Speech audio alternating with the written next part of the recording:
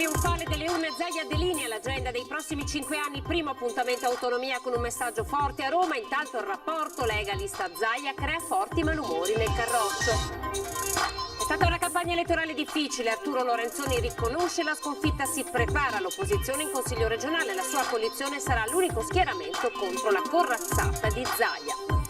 Debacle del Movimento 5 Stelle che non riesce nemmeno ad entrare in Consiglio regionale, 30.000 voti persi andati nella lista del candidato presidente e non in quella dei consiglieri.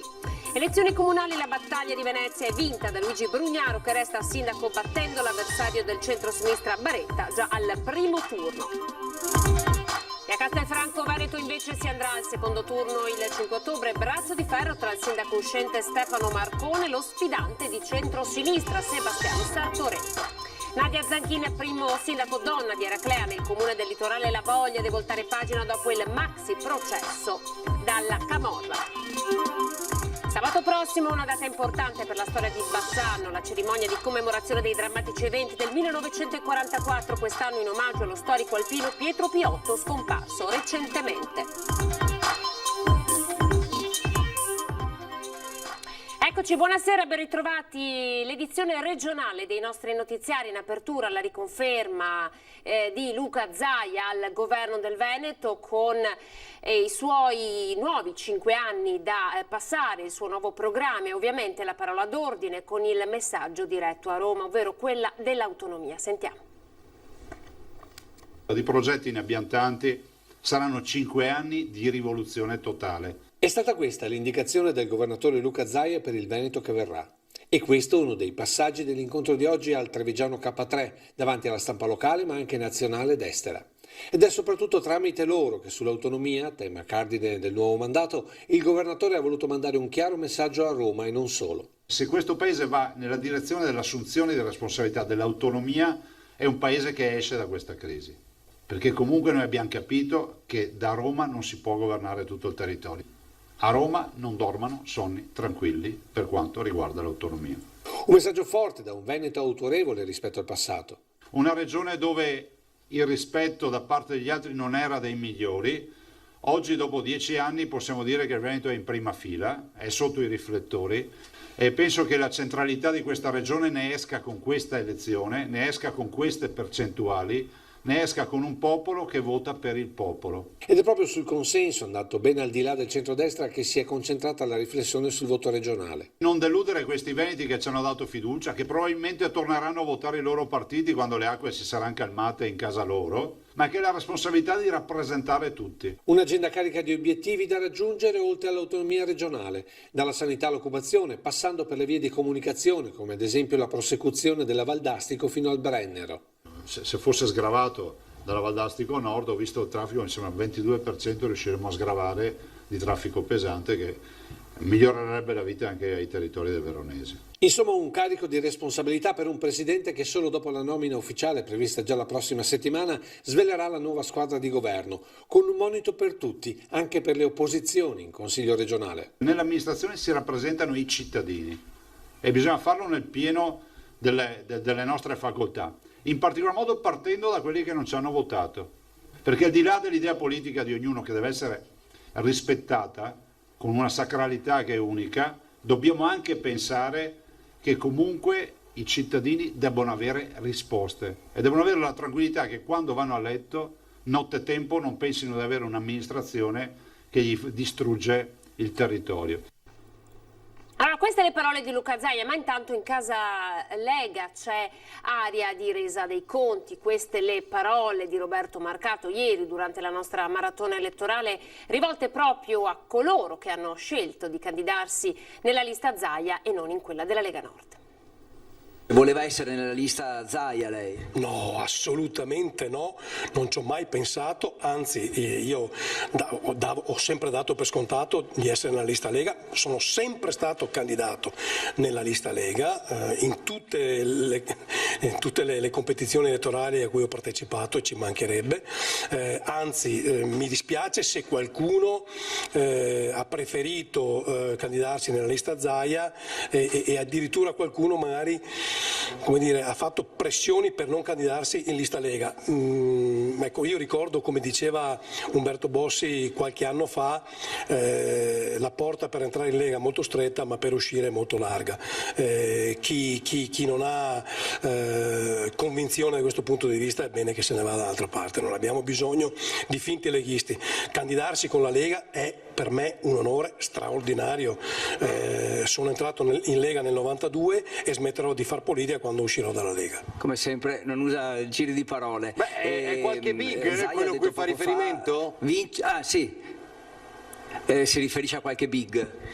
No, mi riferisco a presunti militanti leghisti. Io non voglio far polemiche, ma insomma immaginare che qualcuno preferisse la lista Zaia piuttosto che la lista Lega da leghista lo trovo imbarazzante per un leghista. Intanto da leghista tu vai dove ti dice il partito, perché io ho sempre fatto così: quando appartieni a un partito devi rispettare le regole, primo, e poi insomma che uno abbia delle remore a candidarsi con la Lega, che è il primo partito d'Italia, il primo partito in Veneto e il primo partito a Padova, francamente sono cose che non capisco, ma le valuteremo poi a nervi saldi, insomma, ecco, con molta serenità. È stata una campagna elettorale difficile, così Arturo Lorenzoni, che riconosce la sconfitta e si prepara all'opposizione. La sua coalizione sarà l'unico schieramento contro la corazzata di Luca Zaia.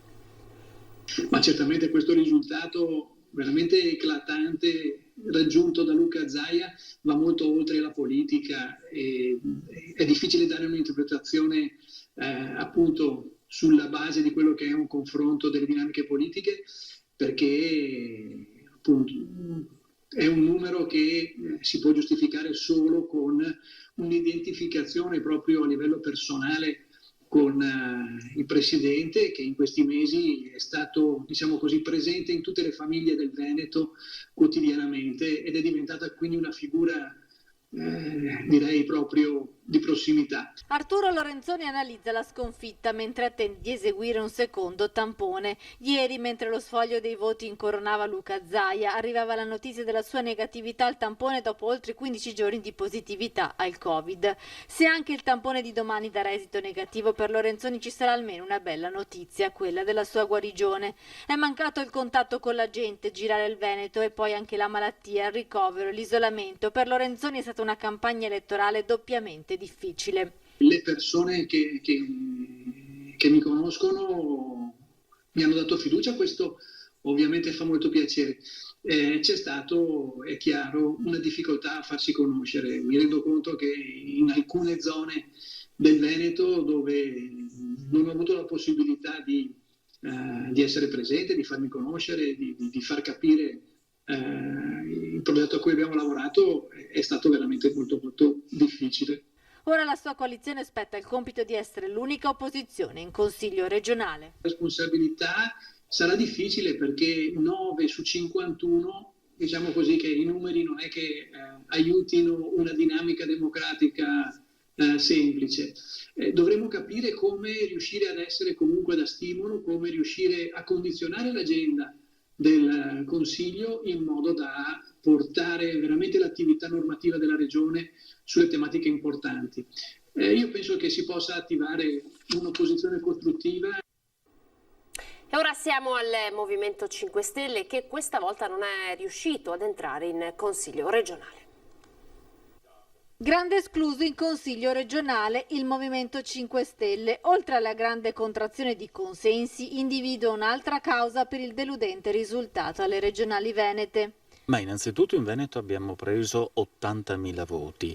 Purtroppo però 30.000 voti sono andati nella lista del Presidente e non nella lista dei candidati e di conseguenza sono ai fini del quorum praticamente nulli. Questo non ci ha permesso quindi di avere quei 2 consiglieri che secondo la percentuale acquisita avrebbero dato luogo in Regione.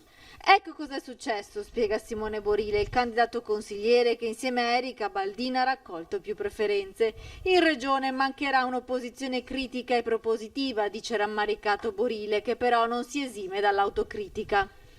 E dovremo lavorare sulle linee programmatiche, su una nuova classe dirigente e soprattutto ricostruire i territori.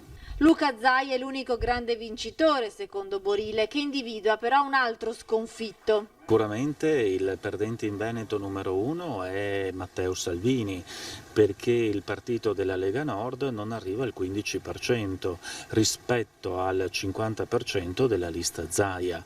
Anche Fratelli d'Italia doveva arrivare ad una cifra che superasse il 10% e si è fermata al 7-8%, quindi di fatto i veneti hanno votato la persona. Ora non ci sono più scuse per l'autonomia.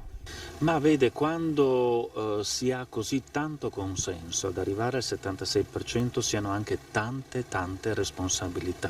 Il voto è trasversale, quindi Zaia non rappresenta più solo la parte dei leghisti, ma rappresenta tutti i veneti dalle varie sensibilità. Non avrà più scuse ore per non portare a casa l'autonomia.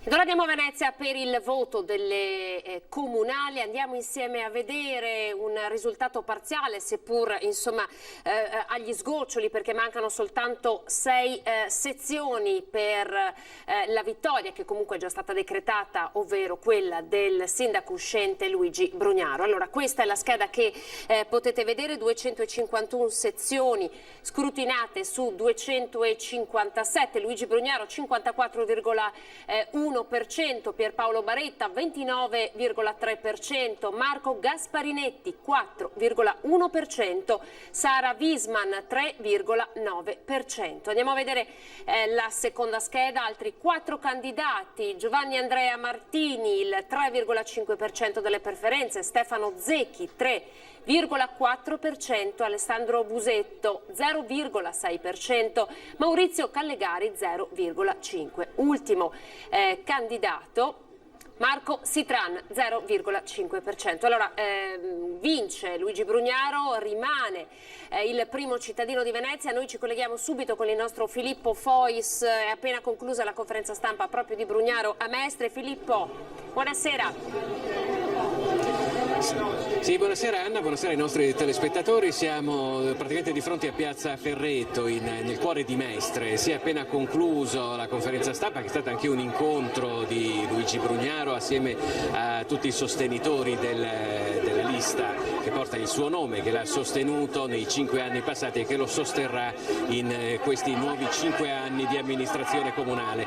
È stata la sua un'affermazione netta, non solo per quello che riguarda il 55% che ha sfiorato come preferenze, ma anche perché la lista Brugnaro Sindaco, la cosiddetta lista Fucsia, si è confermata primo partito del Comune di Venezia, anzi addirittura ha aumentato le preferenze rispetto a quelle che aveva ottenuto 5 anni fa. Questa volta però non è stato necessario il secondo turno, c'era dall'inizio una larga coalizione di centrodestra che vedeva anche la Lega, i Fratelli d'Italia e Forza Italia, che comunque hanno raggiunto dei risultati molto inferiori rispetto alla lista Fucsia. Per quello che riguarda la Lega, per esempio, la differenza è di 20 punti percentuali rispetto alla lista Brugnaro. Brugnaro ha appena concluso di ringraziare un po' tutti quelli che hanno partecipato alla campagna elettorale. Le cose da fare sono tantissime, si va dal porto al Mose, alla sicurezza, al rilancio del turismo, insomma ci sono tantissimi argomenti sul tavolo, per cui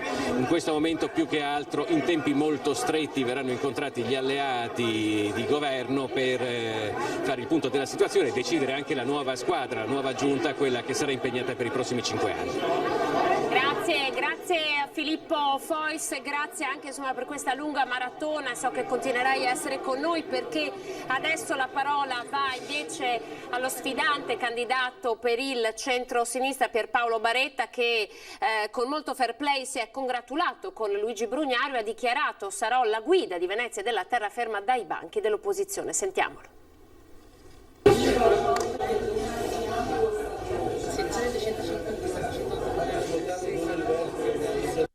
Si è complimentato al telefono già dal primo pomeriggio con Luigi Brugnaro per la sua riconferma primo cittadino di Venezia. L'anticipazione dall'autore della citata telefonata, Pierpaolo Baretta, candidato sindaco di Venezia per il centro-sinistra. Ma si profila una vittoria al primo turno del sindaco, al quale ovviamente auguro buon lavoro. Venezia ha bisogno di una guida, è per questo che sarà da subito presente in Consiglio Comunale all'opposizione, annuncia. Da qui si riparte, cioè quello che abbiamo percepito è che bisogna essere tra la gente, nel territorio. Molti candidati lo erano già, molti di coloro che hanno fatto opposizione nei 5 anni precedenti lo erano, ma quello che è emerso è l'esigenza di un'azione corale, di un'azione collettiva. Bisogna partire dai territori e lo dimostra anche il risultato. A Venezia Centro Storico noi abbiamo un risultato migliore di quello che abbiamo in terraferma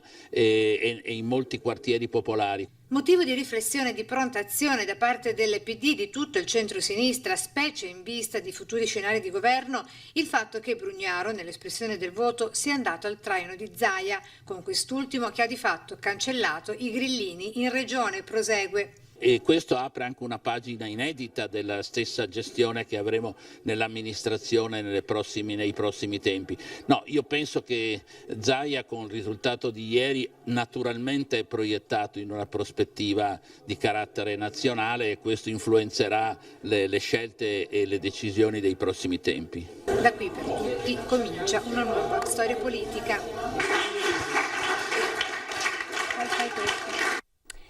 Allora, da Venezia a Castelfranco Veneto, se per Brugnaro la vittoria è stata netta, non è stato così invece per il sindaco uscente Stefano Marcon, con 4 liste del centrodestra. Per lui la notizia del ballottaggio è arrivata quasi alla fine. Allora andiamo insieme a vedere, grazie all'aiuto della nostra grafica, gli ultimi dati, quelli con le percentuali alla fine delle 32 sezioni scrutinate, no, 30 su 32, scusate. Allora, Stefano Marcon, 46,7% si ferma qui ed è per questo appunto che si va al ballottaggio.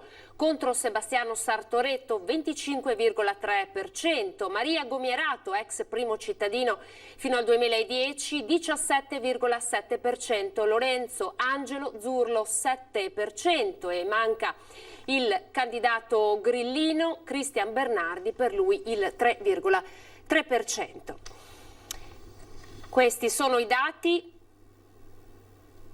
Andiamo a vedere il servizio che abbiamo preparato con le parole, andiamo a vedere il servizio preparato proprio a Castelfranco Veneto con le parole dei protagonisti della giornata di oggi.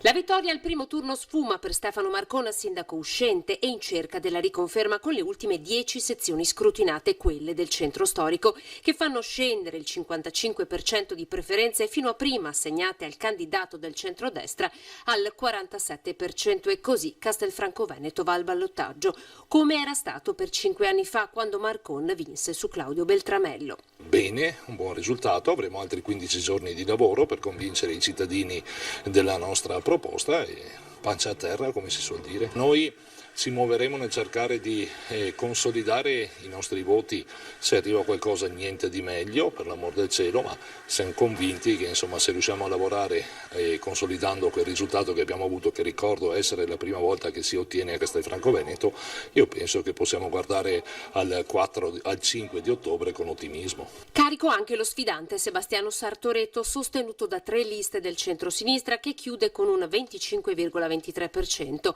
Ora dice si può ripartire disegnando un nuovo schema di alleanze. Bisogna che ci uniamo tutti quelli che non sono con la Lega e con Macron e hanno un progetto nuovo e diverso di Castelfranco, devono mettersi insieme e appunto intercettare il consenso di quelli che non sono andati al voto, incontrare frazioni e quartieri e centro e fare in maniera che si possa cambiare.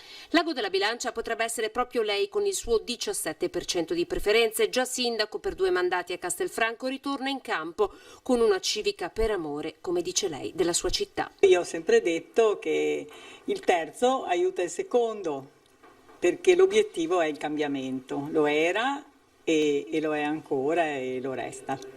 Si fermano rispettivamente al 6,9% e 3,23% i candidati Lorenzo Zurlo con la sua lista, punto d'incontro, e Cristian Bernardi con il Movimento 5 Stelle.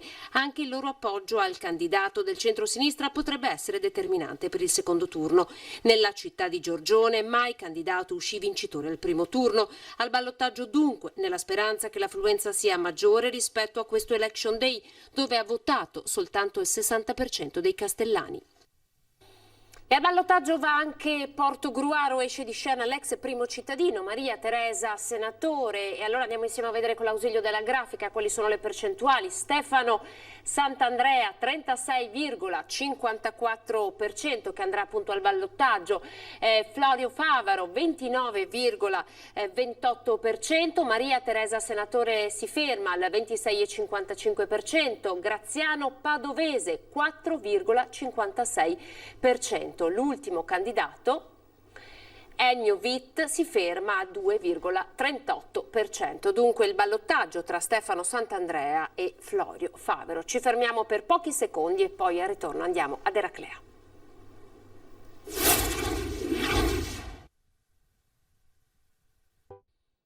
Eccoci, ripartiamo da Eraclea con l'elezione di un primo cittadino donna, Nadia Zanchine, che abbiamo ascoltato, un comune che prova a lasciarsi alle spalle un passato difficile con il maxi processo alla camorra.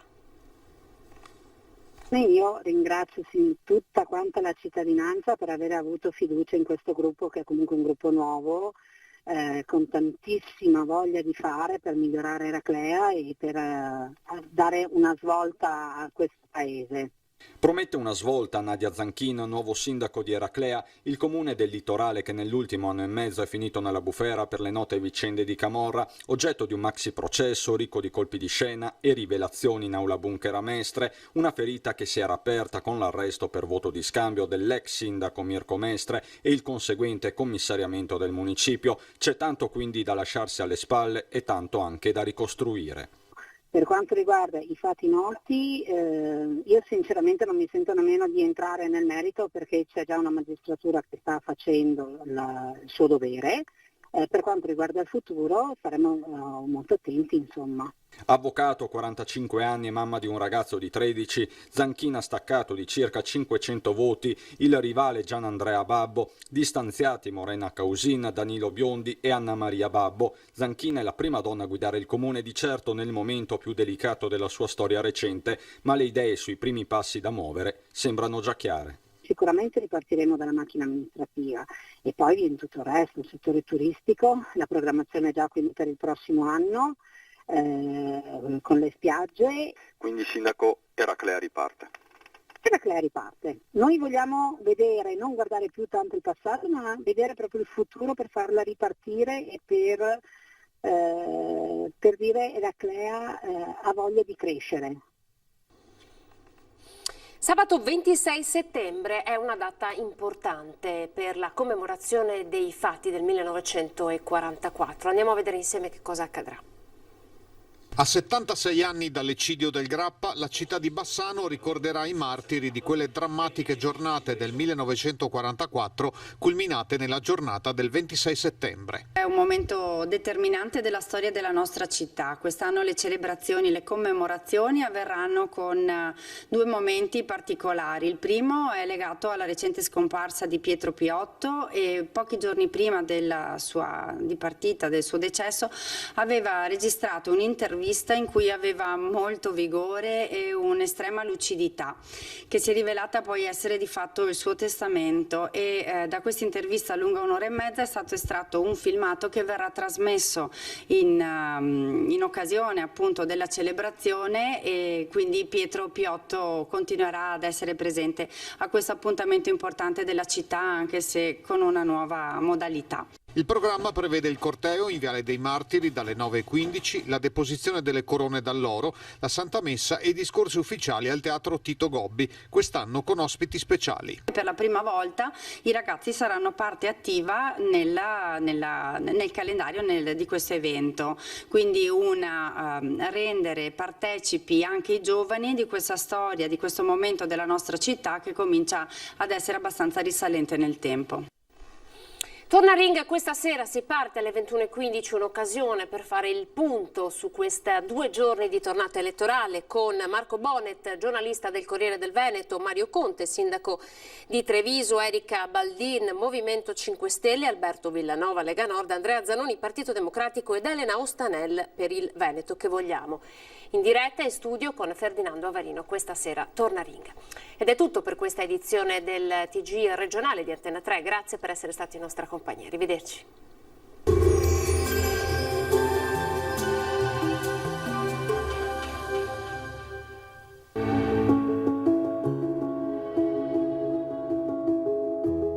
Ad accogliervi sarà Conegliano. Bentrovati al meteo. Sfuriata autunnale sull'Italia, tempo dunque decisamente variabile anche sul nostro territorio. Il dettaglio di mercoledì 23 settembre.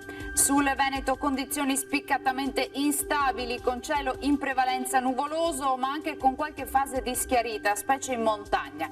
Rovesci e temporali sparsi, frequenti, localmente anche forti. In nottata tuttavia il fronte perturbato lascerà gradualmente spazio ad un tempo più asciutto.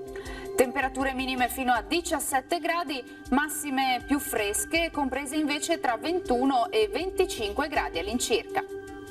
Ci spostiamo ora sul Friuli Venezia Giulia, dove avremo la stessa situazione, anche qui precipitazioni diffuse alternate a parentesi più asciutte, e anche qui migliorerà in nottata. Temperature minime tra 13 e 17 gradi, valori massimi oscillanti invece tra i 21 e i 23 gradi. Infine uno sguardo alla situazione del Trentino Alto Adige, anche qui il tempo sarà perturbato con piogge diffuse un po' dappertutto, localmente intense, ma andrà via via migliorando. Temperature minime sui 12-13 gradi, massime sui 23-24 gradi. Dal meteo per ora è tutto, io vi auguro un buon proseguimento con Antenna 3. Arrivederci.